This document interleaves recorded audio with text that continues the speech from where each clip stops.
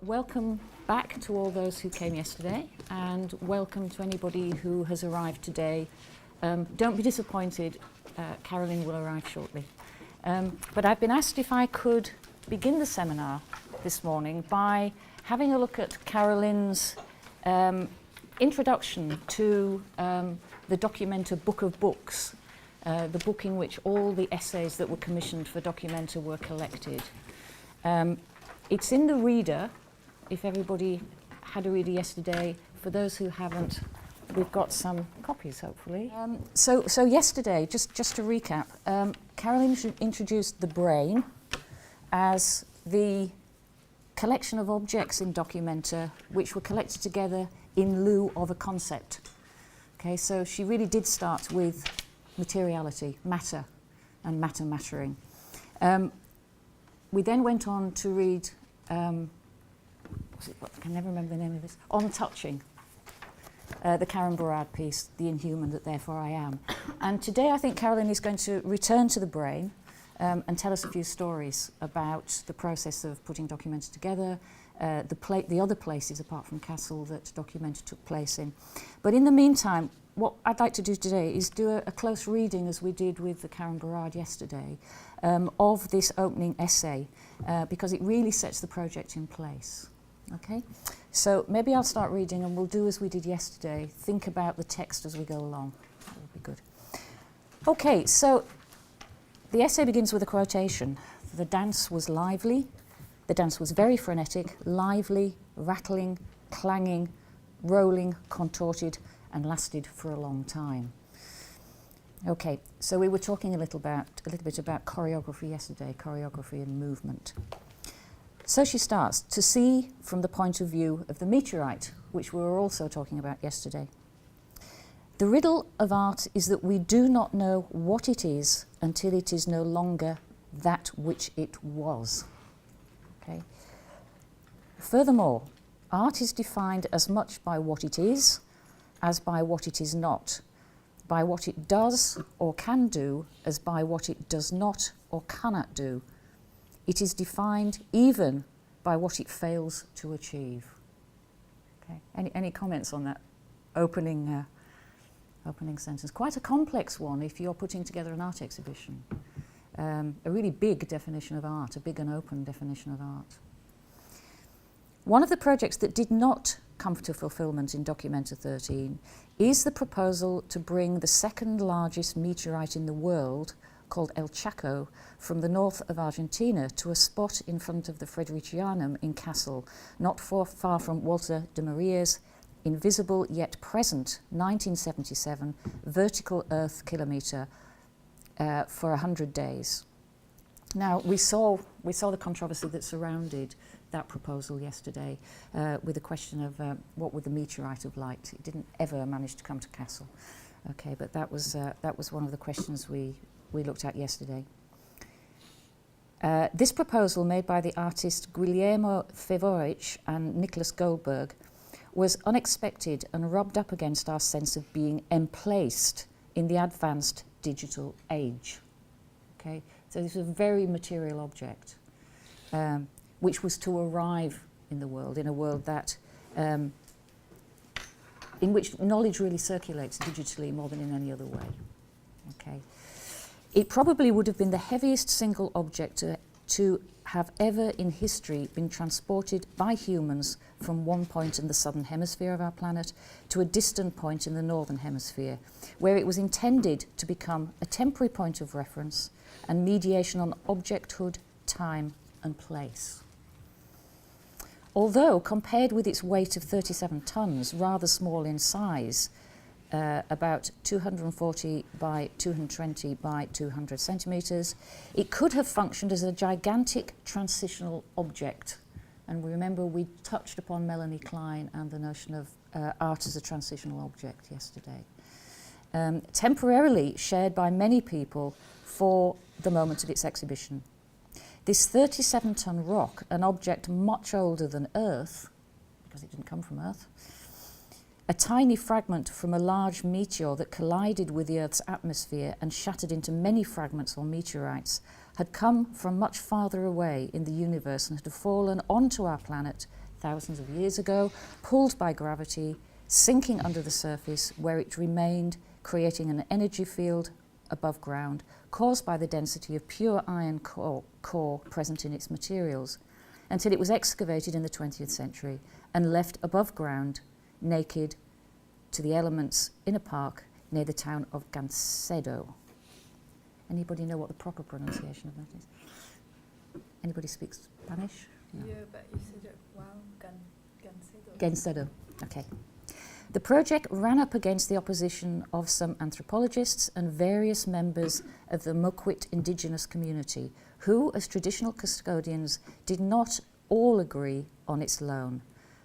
Some felt that where nature had positioned the meteorite, there it should stay forever, according to a view of natural and cultural heritage and patrimonial rights.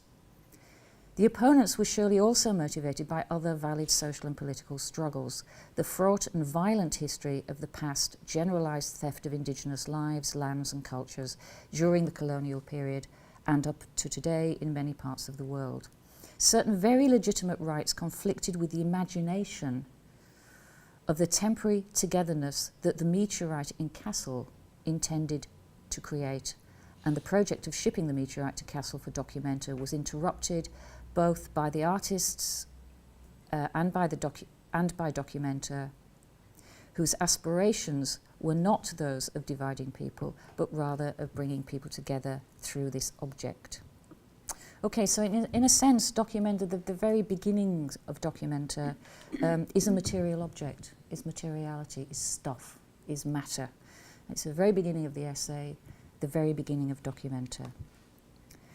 And what if, we asked ourselves, beyond this irresolvable contradiction, was it to see things from the position of the meteorite? Again, giving matter agency. It had travelled through vertiginous space before landing on Earth and settling. Would it have wished to go on this further journey? Does it have any rights? And if so, how can they be exercised? Can it ask to be buried again, as some of the Mukwit argued, or would it have enjoyed a short trip to an art exhibition rather than to a science world's fair? Okay, so that's a question of categories. Okay, the meteorite traditionally or conventionally would belong in a science museum. Okay, so what would it be also to change its categorical placement and bring it into art, which was Carolyn talking about yesterday. Remember the body on the roof that she found in Rome? Okay, nobody had known where to put it, so it stayed on the roof because there was no sort of category in which it could be placed.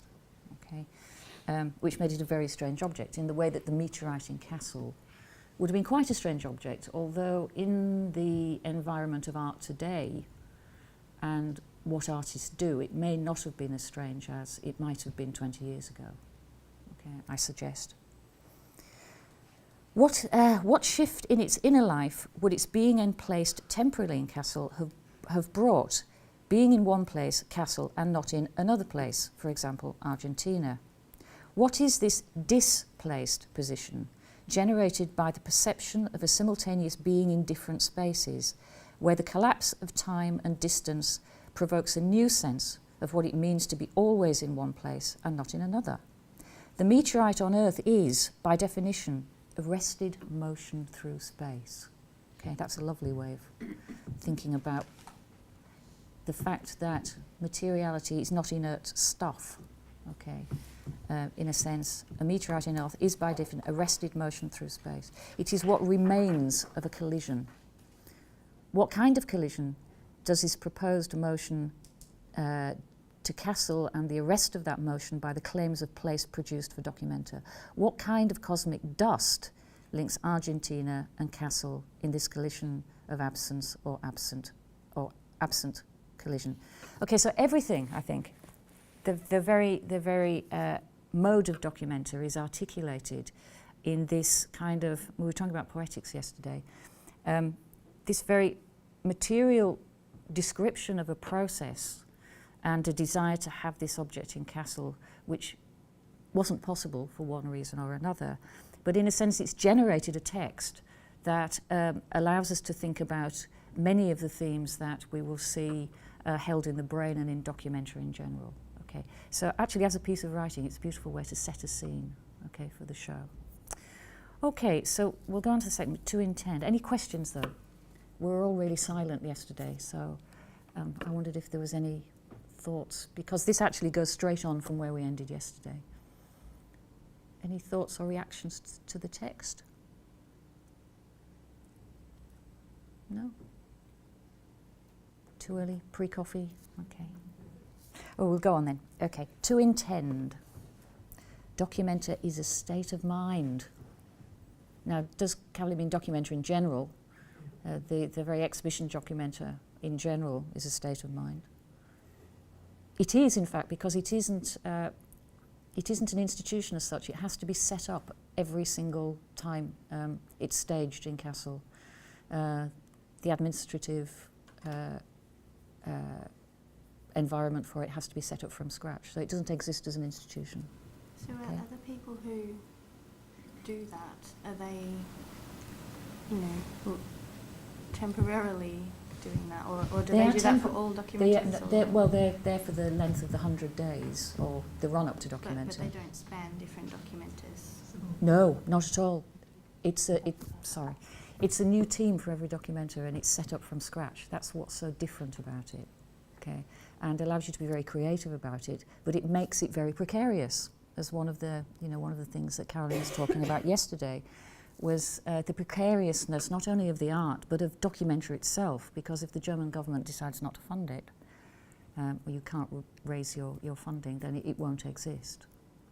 Okay, so it is a state of mind. It's a state of mind in the head of every curator who is chosen to run the project. And there's a 5-year run-up to Documenta. So in one sense, you've got lots of time. But you haven't got a lot of time if you're setting something up from scratch and you have to fund it, collect your artists together. Can I ask if you know how a director and a team are appointed then? How does that, where do they come from? I don't, and you're going to have to ask Caroline that. I know how it was done for the previous this. document, but I don't know how it was done this time, because it may not be the same. Right. So it's a good question though.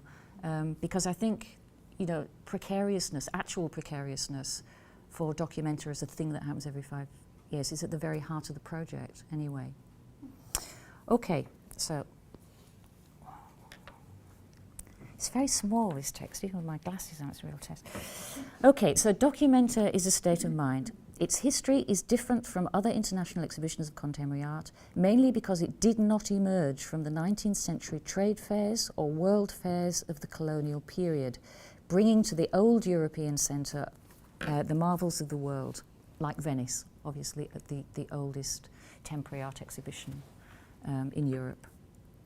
It emerged instead after World War II, which we saw yesterday, out of trauma, and within a space where collapse and recovery were articulated. So we looked at Arnold Bode's first Documenta yesterday and how that came about. It emerged at the juncture where art is felt to be of the utmost importance as an international language and world of shared ideals and hopes, as well as the most useless of all possible activities in a state of autonomy, it was argued, during modernism. Okay, so we all know the modernist story of art being the place from which one can think because it is an autonomous space. Okay, it's risky. The artist has to find a way of living to make art.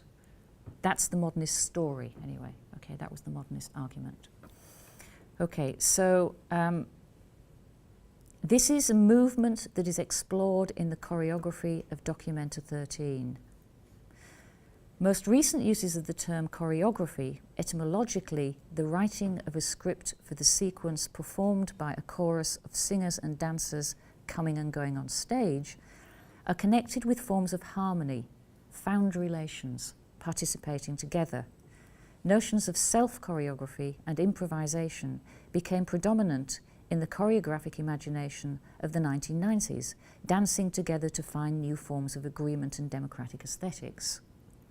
However, the notion of a harmonious syncing of people through a set of relations also repeats the false and stereotypical views of the harmonious syncing of bodies in productive economies during globalization, putting people in different places to work efficiently through the apparent improvisations achieved with smartphones and other digital technologies.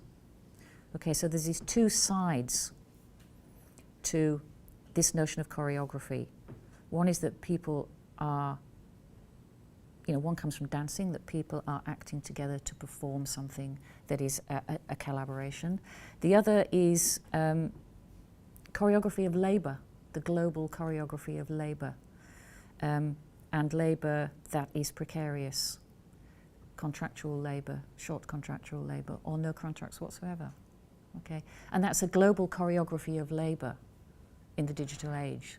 So we have these two ideas of movement and association choreography, but very different ones, circulating together in the world, the contemporary world, the present world. The choreography of dOCUMENTA 13 is instead unharmonic and frenetic, hence the quote at the beginning of the text, while also producing some shared understanding of this condition through alternative alliances and bonds. The appearance of movements and positions in different places does not suggest that we dance together in utopia. Rather, this choreography relies on a spatial turn, displacedness, a contorted interplay of movements in several places that cannot ever really be synced, that cannot ever be global, and the participants in and visitors to dOCUMENTA 13 are not encouraged to feel that they are everywhere at the same time, simultaneously experiencing life together in a synchronized manner. And nobody could ever do that anyway. When you think of the conditions of visiting an international exhibition, you're usually in a rush and you can't afford it, so you've got 2 days to look around, even Castle. Okay. Now, what if you wanted to go to Kabul or Alexandria or Cairo or Banff? Any of the other places in which dOCUMENTA was situated in its various forms. Okay, it would be impossible to do. Okay, so in a sense, it's this sense of displacedness, because you're always wondering what it would have been like to go to Kabul or Cairo when you're actually in Castle, which is one of the other things that I always think about. I mean, you always think, are you missing something?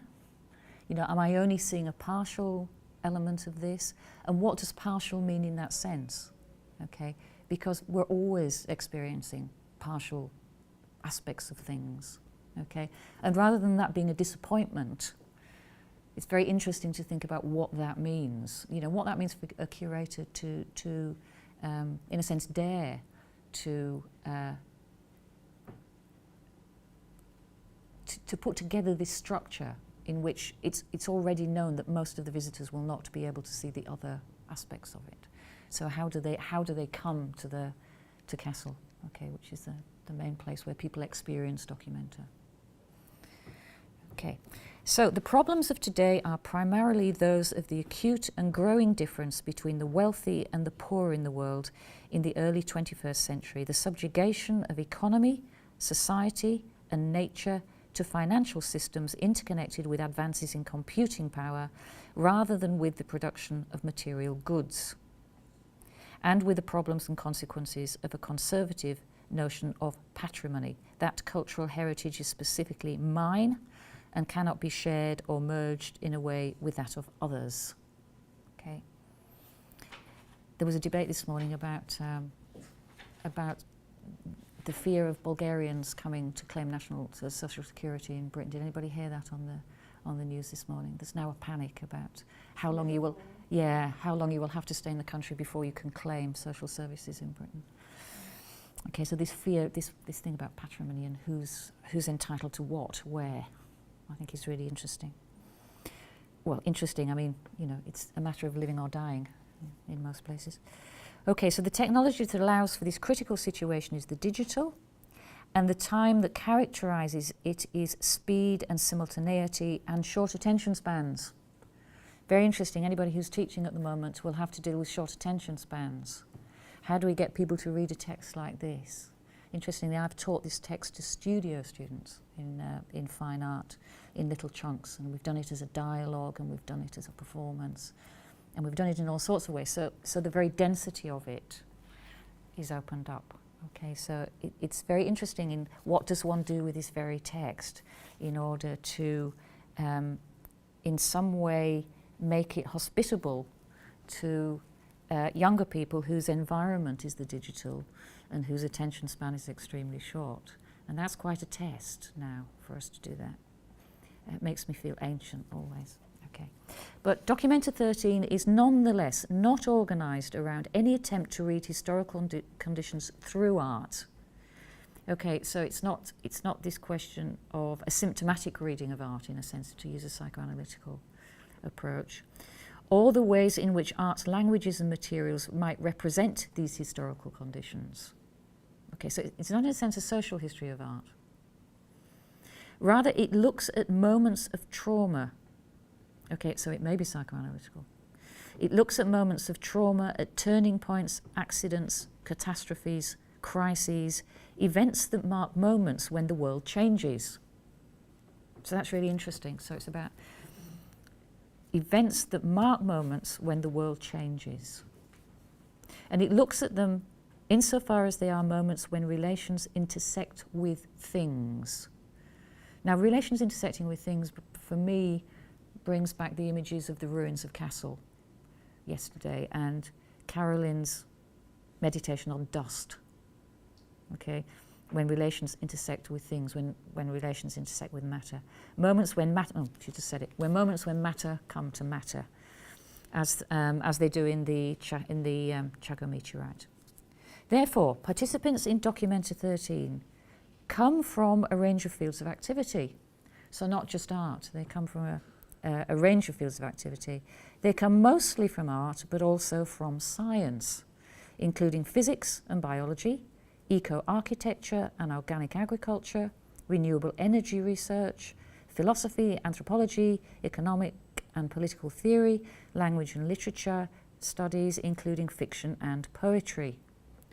Okay, all these contributions were commissioned, and the little booklets came out during the run-up to Documenta, and then they were all gathered together in the Book of Books, which we haven't got a copy of. So they're all collected there for you to read. And they are very different. The pieces are very, very different. They contribute to the space of Documenta 13 that aims to explore how different forms of knowledge lie at the heart of the active exercise of reimagining the world. Okay, so this, in a sense, was one of the aims of Documenta, to prompt us to reimagine the world. What these participants do and what they exhibit, in inverted commas, in Documenta may or may not be art. However, their acts, gestures, thoughts and knowledges produce and are produced by circumstances that are readable by art, aspects that art can cope with and absorb. Now that's difficult. Let's go back. What these participants do and what they exhibit in Documenta 13 may or may not be art. Okay, if you think of Ziegler's, the physicist that Carolyn worked with, she had one of his technical apparatus in the exhibition. I don't know what it was, but it was this amazing piece of equipment that was about the length of this table, which was in a room with various forms of art, little drawings of apples that had been made by a horticulturist in one of the concentration camps in Germany. All sorts of different kinds of presentations and representations of engagements with the world were put together, including the scientific ones. Okay, and it didn't seem strange to see that machine there. You know, again, probably because we're used to seeing non-art objects in art exhibitions anyway these days. So it wasn't, it wasn't that strange to anybody who is familiar with contemporary art, but it was quite a move for Documenta. Okay. However, their acts, gestures, thoughts and knowledges produced by circumstances are readable by art, aspects that art can cope with and absorb. So if you think about the physics we were looking at yesterday, Griselda mentioned that one could think about it as a form of poetics, or it was analogous to a form of poetics in a way. That might be our only access to it as non-physicists. So in a way, that's an artistic approach to physics. We can only think about it from where we are, but it's not impossible for an artist to think about, apart from the mathematics. I mean, you know, it would be impossible, I will put it to you, for anybody to understand those physics from the mathematical formulations. I've seen them on the page, and it's just gobbledygook unless you know the language. But when the language is translated into a literary form or a written form, you can enter it because you recognise the kind of movements that we were talking about yesterday amongst particles, and the kind of associations and relationships between matter and non-matter that are the process of art making as well. Okay, so it's not impossible to think it through physics, those two things. So, you know, that dOCUMENTA was an environment in which you could think about how quantum physics has changed our thinking about the world, I guess. Okay. Okay. Thoughts and knowledge are produced by circumstances, the readable about aspects that art can cope with and absorb. The boundary between what is art and what is not becomes less important. dOCUMENTA 13 is indeed dedicated to artistic research and forms of imagination that explore commitment, matter, things, embodiment, and active life in connection with, yet not subordinated to, theory and epistemological enclosures. Okay, so a lot going on there. Commitment, matter, things, embodiment, and active life in connection with, yet not subordinated to, theory and epistemological enclosures. That okay?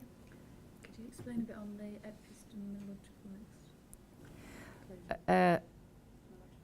Okay, the ways of meaning, okay, systems of meaning that are self-sufficient and enclosed.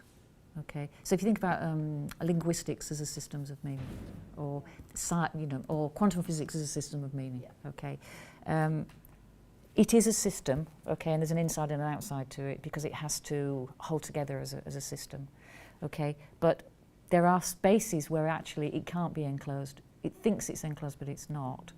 Okay, so in a sense it's leaking. It's leaky, as we were talking about yesterday. These things, these structures are leaky. And where they leak, they're kind of amenable to mixing, in a sense. Okay. So as mentioned in the beginning of this volume, dOCUMENTA 13 is driven by a holistic and non-logocentric vision that is shared with and that recognises the knowledges of animate and inanimate makers of the world, inanimate workers of the world. That's why it's non-logocentric, in one sense. I mean, it's a very, very interesting piece by Pierre Huyghe, which was the sculpture with the bees, in which there was a nest of bees as the head, okay, and the bees made their honeycomb throughout the run-up to dOCUMENTA. So you had this amazing, did you see that, Brenda? No, you have an amazing sculpture of a woman, actually, you know, really open to feminist interpretation, this piece, mind you. And then the head was living, okay, it was a nest of bees. And it was in a garden that was also a kind of compost heap that he'd made this environment out of in the Our Park in Kassel, which is a Baroque formal garden. But it has these little pockets, okay, where, you know, the gardeners put their compost, and I don't know what else happens, but he'd made this extraordinary space in which there was this sculpture, okay, traditional sculpture, traditional kind of almost classical sculpture, with this extraordinary live beehive with the bees moving about. Okay, so in a sense, that certainly isn't logocentric in any sense or form. Like, how do you even describe it? You know, how do you describe that piece if you were doing a kind of thick description of that piece? How would you start? Okay, aware that it's about non-logocentrism. So do you just leave it alone, or what do you do? Okay, so it poses really, really interesting questions all the time. Okay, as mentioned in the beginning of this volume, dOCUMENTA is driven by a holistic and non-logocentric vision that is shared with and that recognises the knowledges of animate and inanimate makers of the world. The attempt is not to put human thought hierarchically above the ability of other species and things to think or produce knowledge. This does not mean that we are always able to access these other knowledges through scientists and in particular quantum physics, although scientists and in particular quantum physics do attempt to learn them, how, for example, photons dance and think together. And that's what we were talking about yesterday through the Karen Barad essay. But it gives a special perspective onto our own thinking. It makes us more humble, able to see the partiality of human agency, encouraging a point of view that is less anthropocentric. It is important that today an alliance is forged between, on the one hand, progressive social thought, traditionally anthropocentric, due to its engagements with the social, economic justice in human communities, and on the other, the current legacy of ecological perspectives. And that's kind of where we ended yesterday about, where can strawberries vote? How do we allow some kind of worldly agency to things that are not human, and how are they represented in a democracy? That conversation we ended up with yesterday. Were you here yesterday? Well, that was very interesting. Okay, we got through a lot of things yesterday, but that was one of the, because Caroline in an interview, I think it was Switzerland, she said yesterday, there'd been this great news that she'd obviously said something about this concern of hers, and it had been headlined in the newspapers as Director of Documenta 13 asks, can strawberries vote? And of course they thought she was completely mad. There was a lot of worry about Caroline's directorship of Documenta before it happened because of these kind of approaches, it has to be said. Okay. So, and also she didn't make the concept known before the event. It was right up to the opening of Documenta. So it's a very, very brave project, actually. Really brave project. So feminism in the 1970s articulated the notion that the private sphere was not separate from the public sphere, and that in that private world lay the fault line of politics. So in a sense, it is a deeply, deeply feminist documenta, it has to be said. In structurally feminist. It doesn't mean it's full of, representatives of 70s feminism or whatever. It's structurally absolutely feminist in its politics. So feminism in the 1970s articulated the notion that the private sphere was not separate from the public sphere, and that in the private world lay a fault line of politics. It worked through questions of othering. Okay, so that's at the root of feminism. Masculinity, femininity, the relationship between the dominant and the other. Okay. At times in antagonism with leftist intellectual groups that prefer to discuss politics only in terms of class struggle and the sphere of production.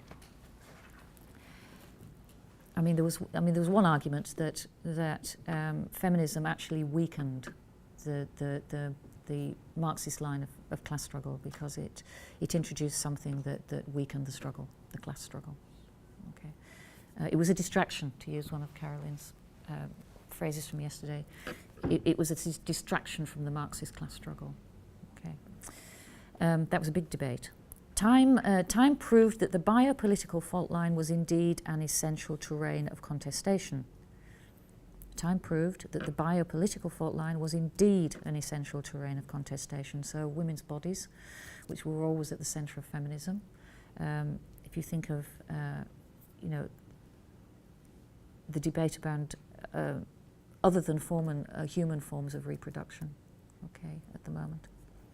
And that our innermost subjectivity, both physical and mental, had become the space of colonization, down to the smallest gene. Okay, so the struggle for women's control over their own bodies, around the abortion debates, has actually now become the struggle of the world to have its own rights. The very world, okay, in terms of biotechnology, the biotechnological production of food, for instance, and animals for food production, artificial insemination. Okay, so today, following Donna Haraway and other thinkers, that fault line seems to have shifted once again. The emancipatory potential for thinking in new ways without producing constituted knowledge that is instrumental and easily transformed into negotiable investments could lie in an accord between human and the mainly non-human intelligences, affects and beliefs, emotions and forms of trust that can be established among all the life forms on the planet. This does not indicate less interest in humanity and people, their lives and cultures, their art and imaginations. It is based instead on the principle that more potential lies in becoming with than in mistrust, fear and competition over resources and possibilities. Okay, any thoughts about that? Yep, go for it. It doesn't necessarily, like, it seems like something in principle that makes sense, but it doesn't necessarily, like, there are implications of flattening out all of humanity. I'm just thinking of the different indigenous groups who were, you know, had different vested interests and positions in relation to the meteorite. Absolutely. And I don't know what happens to all of their, you know, that kind of dissent. So you mean the different cultural positions in relation to both the world and people, okay, that come from different cultures, and you're saying that this is a Western flattening of the possibilities of other positions.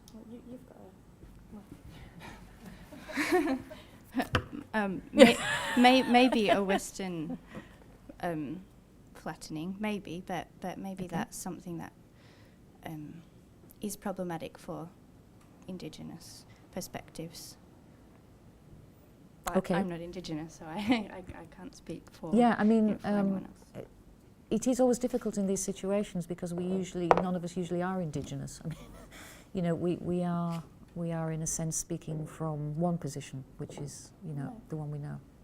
Oh, right, okay, but not all the same. But not all the same.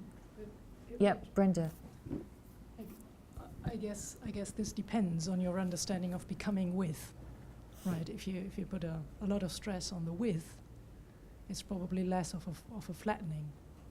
I assume, you know, because there's this ethical implication, I guess, of, you know, showing respect to the other, as you know, we talked about this yesterday, within yourself, but also within maybe, you know, other populations, indigenous cultures, what have you, and it's exactly not this fight against, or, you know, because of a lack of resources, or, you know, capitalist kind of, you know, issues and desires.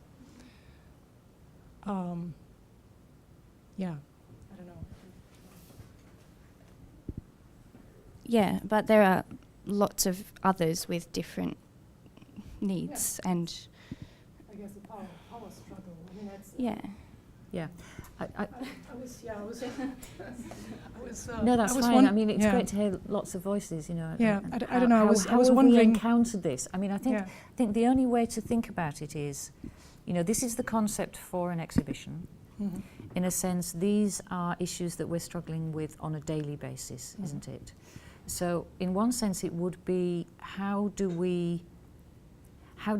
you know, if I was teaching this in Australia, for instance, okay, I may have members of different Aboriginal communities, or different cultural communities, who may not necessarily feel that it was a hospitable environment in which to learn, okay, and B, that anything I was saying, or most of what I was saying, didn't touch their world in some way, that person's world. So what one would have to be is have the time to be hospitable to that viewpoint. Now, in practical terms, that is extremely difficult, because take certain Aboriginal forms of thinking and being, they take time.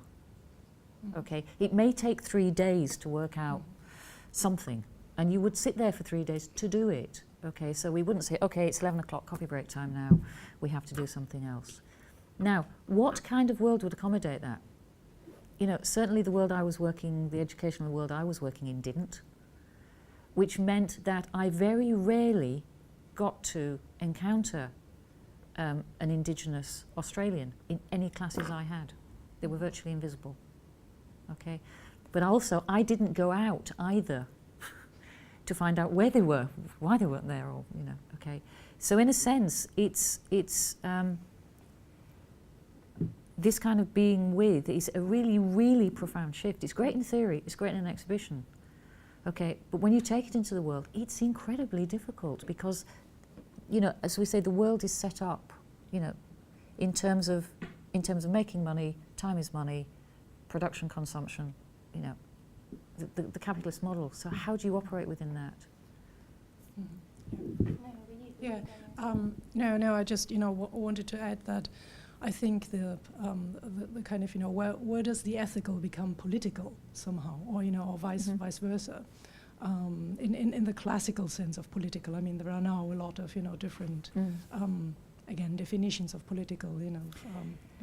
But in one sense, I mean, that in that particular example, it is political because you say, hang on a minute, this structure isn't allowing this person to have an education if they want one, or maybe we are assuming that our education system or what our forms of knowledge are, why are they predominant? Why aren't we going out to listen to, other modes of knowing the world and thinking about the world?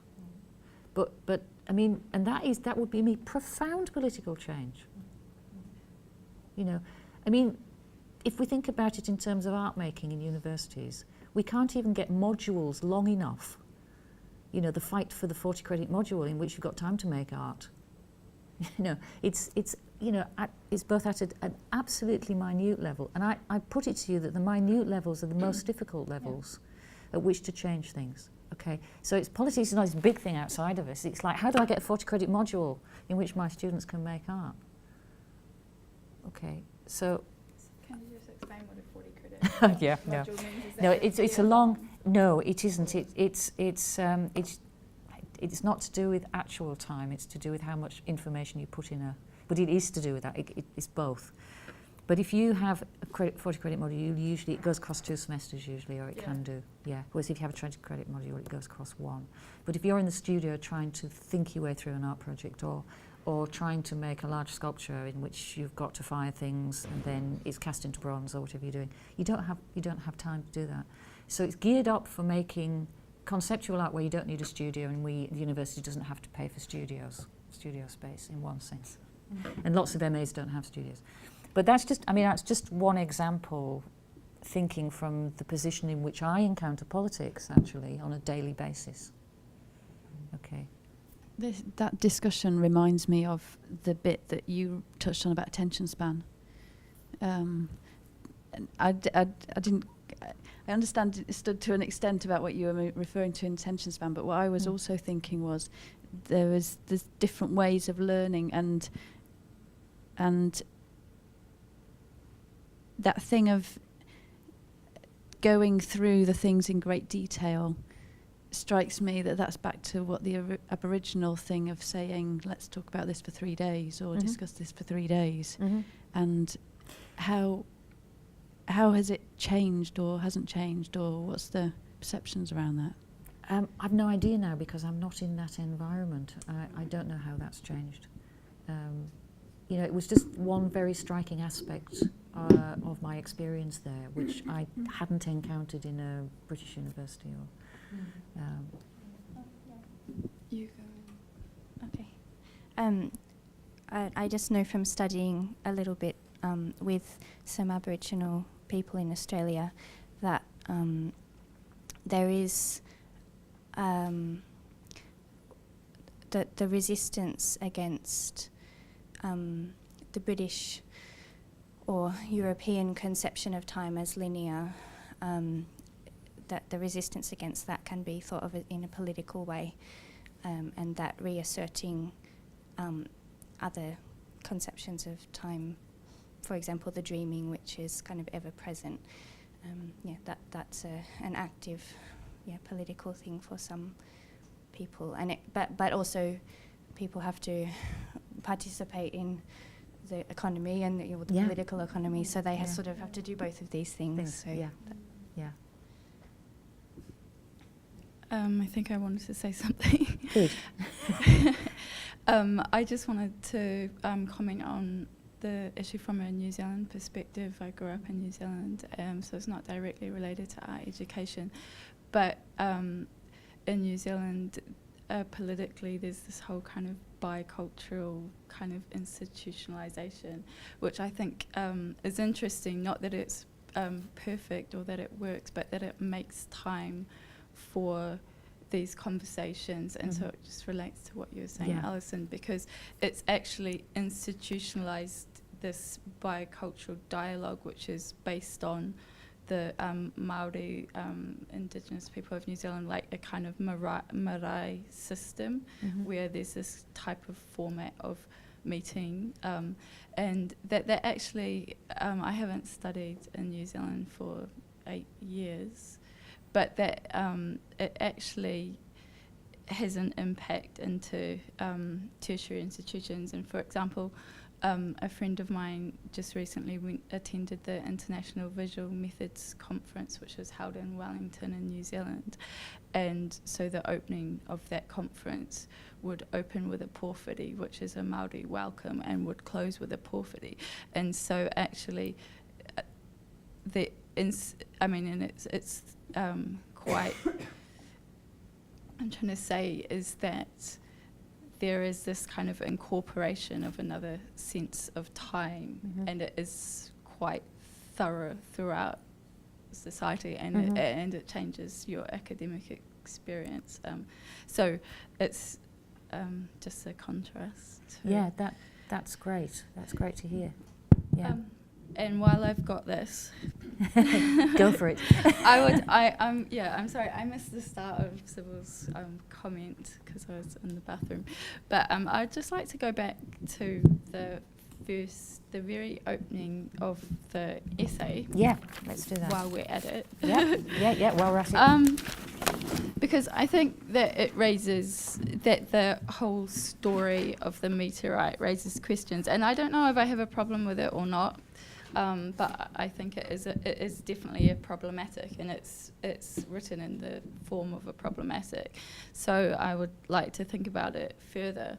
And so I don't have like a single statement that I'd like to make about it, but I'd just like to raise some questions. One thing that I think is interesting is that it's a meteorite, and so it's an object or a piece of stuff that's fallen from the sky and has landed in this particular place where these people live, who happen to be Indigenous people, as far as I can tell from the story. I think it's interesting because in a way it's a kind of universal object, as in it's from the universe, and it now is located in an area of the earth that is populated by Indigenous people. And I think it's interesting because perhaps if it wasn't so heavy and so, so heavy, perhaps it would already be in a museum, but it's because of its physicality, it's remained in this location. But I think I'm interested in the kind of action or the movement, the displacement that was proposed, because there's when the text asks the questions about would perhaps the meteorite prefer to be in an art exhibition rather than a science museum, I think that's interesting because it assumes that if it was collected in a Western way, then it would be put in a science museum rather than an art exhibition. And this is the part where I don't really know what I'm saying. So Well, just keep going and it might just emerge. I suppose for me, I'm struggling to know at what point that's a kind of superimposition on what it is already according to where it is, because from the story, although it very generously mentions that there's these kind of indigenous claims or particular claims on the object for it to stay where it is. I don't have any sense of what that object is, where it is with those people now. And so for me, that's a story that isn't told here. Okay. And another thing that I was thinking of was, would it be possible to reverse this process? Like, where is the object now?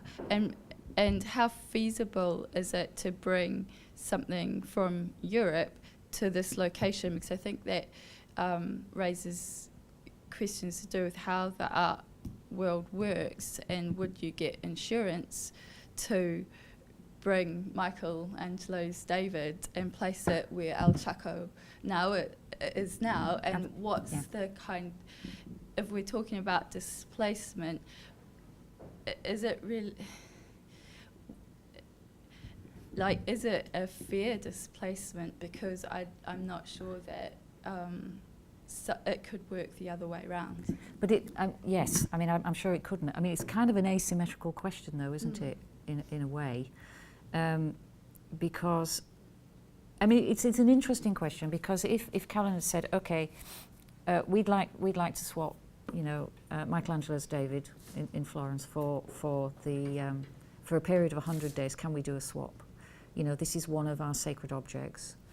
You know, what would have happened then? But you're right, because it is, in a sense, I mean, you have to ask Carolyn, because I don't know the ins and outs of who the object belonged to, the meteorite. Who did it belong to in legal terms? Okay. And what was that negotiation? I mean, did it belong to the government? Did it belong to the people? You know, did it belong to the owner of the land? Who did it actually belong to? What was the question of ownership? Not just spiritual ownership, but legal ownership. Because those are the things that would have to have been negotiated in the same sense as they would with Michelangelo's David. The insurance costs, who owned it, if they're willing to lend it, all of those kinds of things. But they're different sets of negotiations, aren't they? Because they're different cultural sets of negotiations for a start. And they're many layered. So I don't think you can map one thing straight onto the other. However, your question raises really interesting practical considerations, which would then raise the cultural associations and the cultural claims, in a sense. Because I suppose it makes me think of the issues to do with repatriation of objects, of Indigenous heads, for example, in the British Museum that are refused to return to New Zealand. So these. The other thing I'd like, so I've just got a whole lot of ideas, I'm just going to throw them out. Good. For example, and I think this is interesting because it is an object that fell from the sky and it's not been made by Indigenous people, and so the issue of ownership is all the more kind of perplexing. But for example, you can't leave New Zealand with mussel shells because they belong to the country. There are a lot of things that you cannot actually exit the airport with. And I know that to European friends that I've had, they've been to a restaurant, and in New Zealand we have very large green mussel shells and they're quite pretty. And you eat your meal, you have a lot of leftover mussel shells, and you think, well, these are very different to the small black ones in Europe, I would like to take them home with me, so you put them in your bag to take home. And you can't leave the country with them, and it seems ridiculous because actually the restaurant would have thrown them in the rubbish. But they are, in this scenario, seen as you're taking part of the country with you. And so I think it's actually, in a funny way, quite an interesting comparison, because you have this very large, discrete object that you cannot actually shift. And then you have this kind of fragmented bits of shells that somehow matter to a lot of people, that would be rubbish. So you've got this idea of this decomposition. Yeah, but it stays in the country and goes back into the country's earth. Yeah. In a sense. And So it's the life cycle of an object staying in its home, in its original environment, isn't it? Yeah. So that's a very interesting question. And you've also purchased them, and this is actually a true example from the restaurant. Okay. You've purchased them, and you could purchase mussel shells or something made with mussel shell from the airport that had been made, and not necessarily by Māori people, but To take away. all shells, which would leave from the airport would have been blessed. I mean, that's so interesting, because then you get, the question of capitalism, the question of tourism, the question of cultural heritage, all these, it starts to raise all these questions. Just before, one thing while I'm thinking about it. I suppose when you were talking, what I was thinking of, the comparison with taking something to Argentina to swap it for the meteorite would have been Stonehenge. Mm-hmm. One of the stones from Stonehenge would have been a good swap, wouldn't it? To try, and if you were thinking about it in Britain, that's what that would be. That would be an equivalent that has the same kind of spiritual resonance, and there's no way you would get that out. It would, because to Indigenous Britons, it's so much part of the heritage that, Sorry, Brenda. Yeah, and maybe as an add-on to complicate things further is if you really think this matter and issues that we discussed yesterday, to give agency to matter and to objects, it may be in the interest of the object to be actually taken away and go on travel rather than end up as rubbish. Yes. So yes. so you could counter a whole belief system or kind of I think that's what she meant when Carolyn says, but what if the meteorite wanted to travel? Exactly. Yeah. What if the mussels want to? Yeah. What if the mussels want to travel? Yeah. Because then you're giving agency. You're giving agency to the object. But then maybe that need that Caroline feels for, maybe from a Western or European point of view, to de-center human agency, maybe that comes at a cost to different indigenous conceptions, because there are different views in here, which perhaps have already worked out a more inclusive worldview that encompasses agency of different species. And But in a sense, the indigenous community did hold out, or the representatives of. Some of them did. Some of them did. Some of them. Yeah, but it didn't get moved, is what I mean. It remained. But Caroline also made a decision. Yeah, didn't she, Caroline to- almost. Yeah. But I agree with Sybil. Actually, I'm quite interested in what we were reading yesterday as a way of challenging a Western idea of ecological responsibility. yes. Because in parallel to that, I think that there are like indigenous knowledges and indigenous cultural systems that already do that. And I just think it's interesting that it's easier from a Western approach to approach science as this kind of molecular or quantum that it's positing a different reality, that we can believe that this actually works, and we can respond to that as something true, whereas responding to indigenous knowledges and ecological responsibility embedded in non-Western systems is perhaps still mythological. Yeah.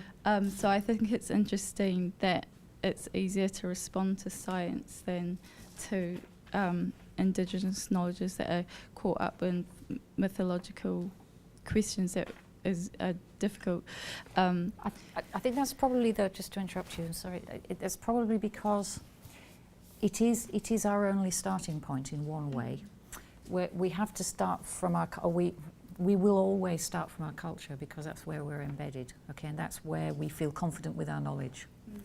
Okay, and so in one sense, but that's why I think Carolyn has started this essay with the meteorite as a problematic, as you quite rightly said, because it sets all this in motion. And I think, you know, it is no accident that both of you are speaking, both of you, one from Australia, one from New Zealand, who live side by side with indigenous cultures and the legacy of colonialism, where this has to be thought out on a daily basis, you know, every day of your life.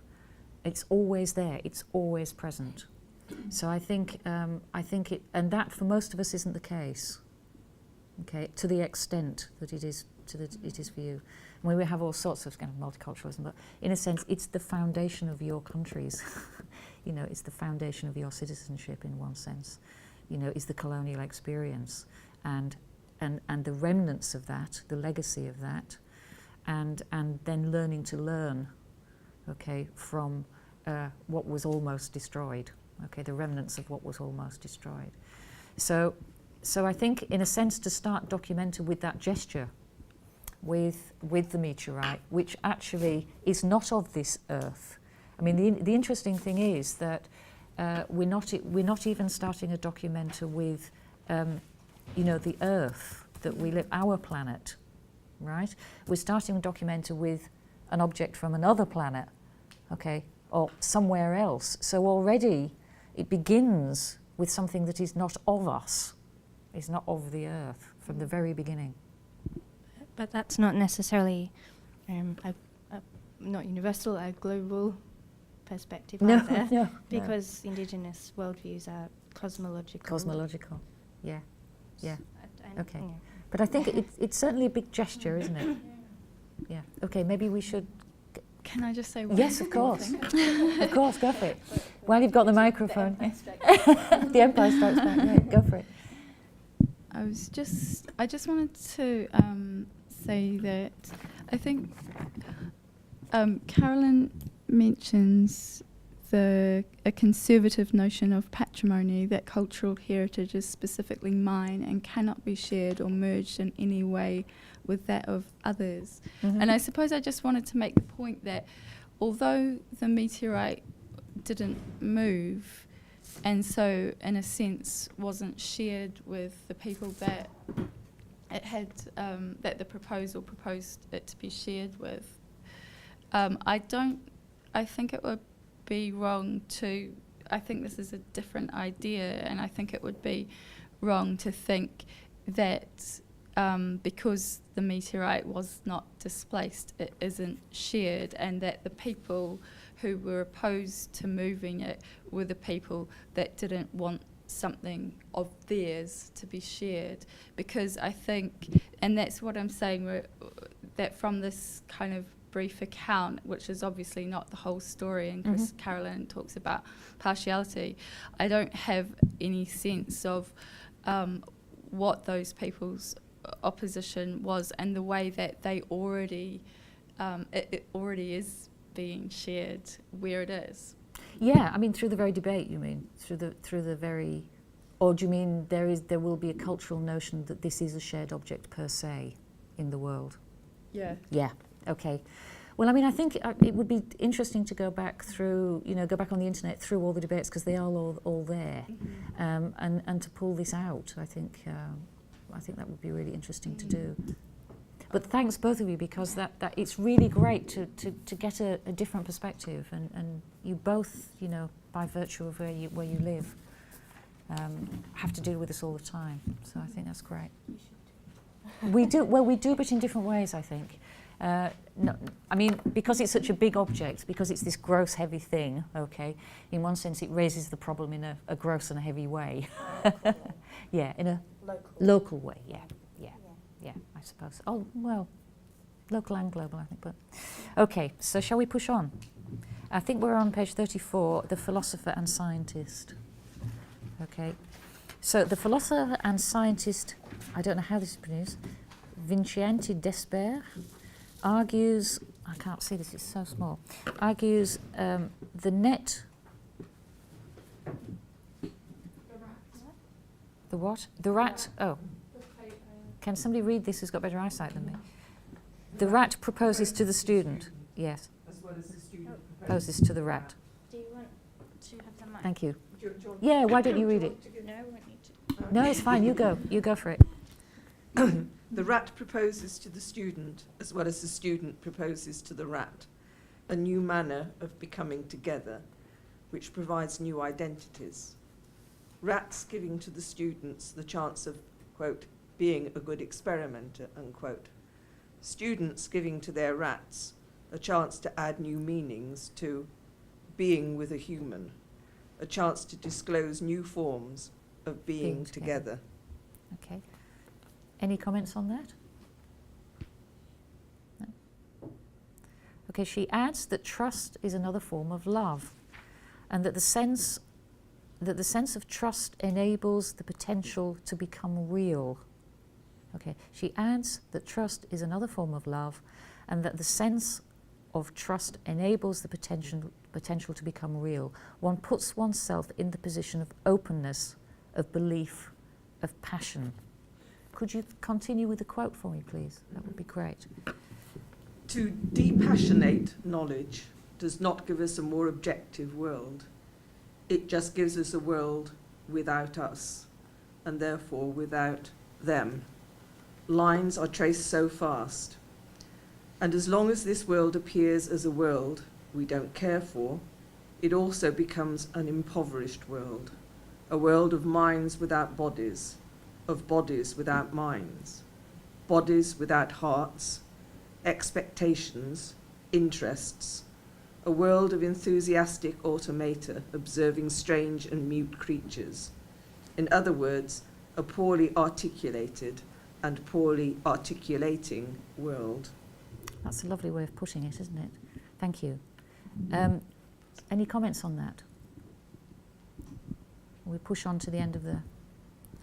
So a worldly intra-action rather than inter-action. You leave it there and we'll pass it down if we need it. A worldly intra-action with materials, objects, other animals and their perceptions suggests forms of desymbolization and disowning knowledge and notions of property, as well as providing the possibilities of a slower form of time, the time of materials.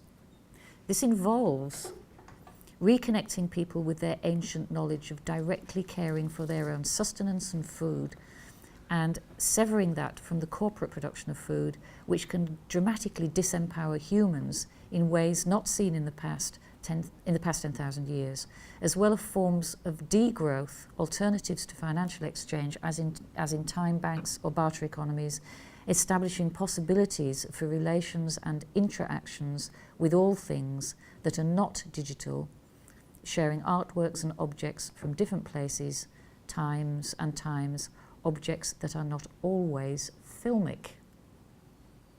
Okay, so objects that are not always filmic. I mean, that's an interesting thing, because in one sense you could say that's film is a form of dematerialization if you don't think about the materiality of actually making it. Okay, which one used to do, I used to make 35 and 15 and 35mm film and Super 8 film. 35mm film with a great friend of mine who had the money to do that. But you used to actually splice the stuff together, so it was material, okay, absolutely material. When you make a digital film, okay, you are dealing with machines, so you are dealing with an object, but the actual splicing together of sequences, okay, is done with zeros and noughts. It's done digitally, okay, so you don't feel it anymore. I mean, you could actually count the frames and know how long a sequence was going to be, okay. So in one sense, the world may have turned filmic, or it's turned digital now.